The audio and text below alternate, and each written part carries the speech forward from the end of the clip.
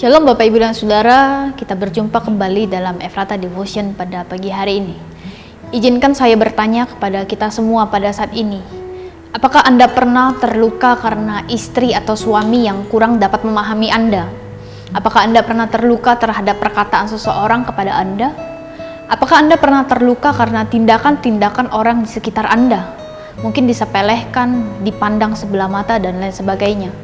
Apakah Anda terluka karena orang tua Anda tidak begitu memperhatikan Anda pada masa kecil dan sekarang mereka telah tiada?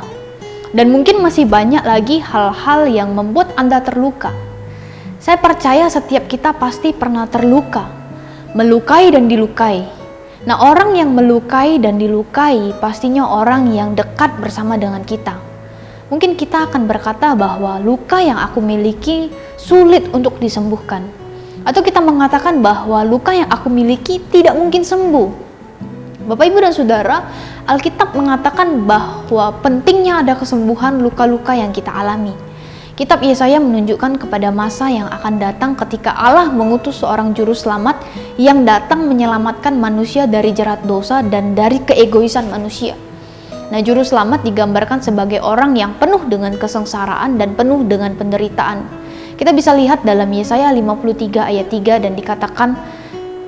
dan dikatakan penyakit kitalah yang ia tanggung dan sengsara kitalah ia pikul. Dan perhatikan bahwa karena bilur-bilurnya kita menjadi sembuh. Nah, kesembuhan ini ialah kesalahan, keegoisan yang kita simpan berlarut-larut. Ada yang berhari-hari, berbulan-bulan, bahkan mungkin ada yang bertahun-tahun. Nah, bagaimana caranya supaya luka-luka dapat disembuhkan? Satu-satunya jelas dan pasti hanya datang kepada Tuhan, merendahkan hati di hadapan Tuhan, jujur di hadapannya, dan meminta pengampunan darinya. Tuhan pasti akan memulihkan, karena ini adalah janji Tuhan.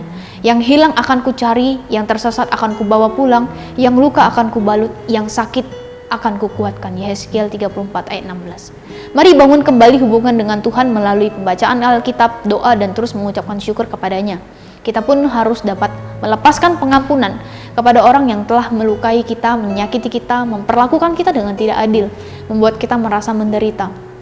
Ampunilah mereka. Saya yakin ini bukan hal yang mudah, tetapi percayalah, dengan pertolongan Roh Kudus kita pasti akan dimampukan.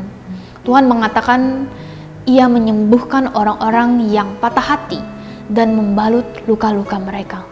Tuhan bukan hanya membalut luka, tetapi juga menyembuhkannya. Mari serahkan segala kekhawatiran, luka-luka, kepahitan, kebencian kepadanya. Sebab Ia yang memelihara kamu. Ketika kita menyerahkan sepenuhnya masalah kita dan mempercayakan hidup kita kepadanya. Karena Dia akan memulihkan. Jika kita tidak bisa menyembuhkan luka orang lain, setidaknya kita jangan menambahkan luka orang lain. Mari kita berdoa. Tuhan Yesus yang baik, mungkin di antara setiap kami yang mendengar Ephrata Devotion pada pagi hari ini ada yang sedang terluka. Tuhan, hari ini kami mau datang kepada Tuhan, meminta kepada Tuhan agar Tuhan dapat menyembuhkan luka-luka yang kami alami, membalut setiap luka-luka yang kami alami mungkin sudah sekian lama kami simpan. Berkati kami Tuhan, supaya kami boleh menyelesaikan masalah, kami boleh menghilangkan luka-luka kami ini, dan kami mau menyerahkannya hanya datang kepada Tuhan. Berkati setiap kami Tuhan, kami mau terbebas, kami mau hidup bersama dengan Tuhan dan berjalan bersama dengan Tuhan. Terima kasih Tuhan Yesus yang baik, hanya di dalam nama-Mu kami sudah berdoa dan mengucap syukur. Amin.